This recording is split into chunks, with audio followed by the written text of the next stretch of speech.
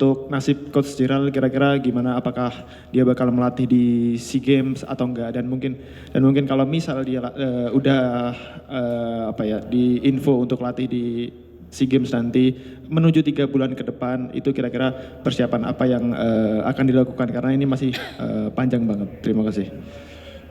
Oké, er is wel 2 vragen over.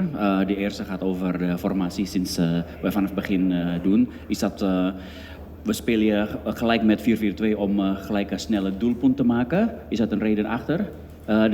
De tweede vraag is, omdat we spelen niet meer in Saudi-Arabië, we hebben 3 maanden voor de SEA Games. En wat is een plan? Ga je dat met een team?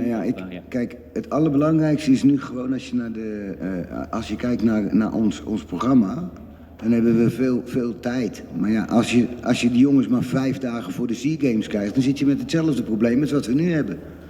Kijk, misschien moet je wel gaan kijken dat je de spelers gaat selecteren, alleen maar die het meeste spelen in de competitie.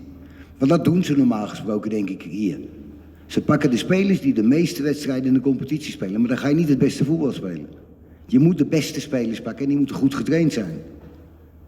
Dan ga je stappen maken, maar je gaat niet de spelers pakken die heel veel minuten maken, maar er zijn misschien veel meer jongens die veel meer kwaliteit hebben. Ja, dan denk ik dat je aan het schipperen bent. En ik denk dat wij de SEA Games, ja, dan hebben ze ook 4-5 dagen waarschijnlijk van tevoren. Kijk, en dat is wel het verschil met de onder 17. Kijk, als ik dit elftal een jaar heb, ja, dan zijn ze 60% beter. Maar dat is wel een heel groot verschil. Ja, we hebben dat in principe gekoppeld aan het eerste. Het eerste speelt 4-4-2, dan vind ik dat wij ook 4-4-2, dat was de afspraak. En nu zijn we meer naar de 4-3-3 gegaan. Oké. Yang pertama mengenai formasinya memang betul dari awal dari 4-4-2, tetapi kemudian sesuai yang dilatih, yang kemudian kita memang pindah akhirnya ke 4-3-3 karena memang harus. Jadi dari sisi itu untuk dikonfirmasi ya. Yang kedua, untuk ke program ke arah SEA Games, ya kalau misalnya kita cuma mendapatkan U23 hanya mendapatkan seperti sekarang yang kita cuma seminggu berlatih untuk menghadapi turnamen, atau seminggu nanti 5 hari sebelum SEA Games hanya mendapatkan waktu, ya kita mungkin akan mendapatkan hasil yang sama.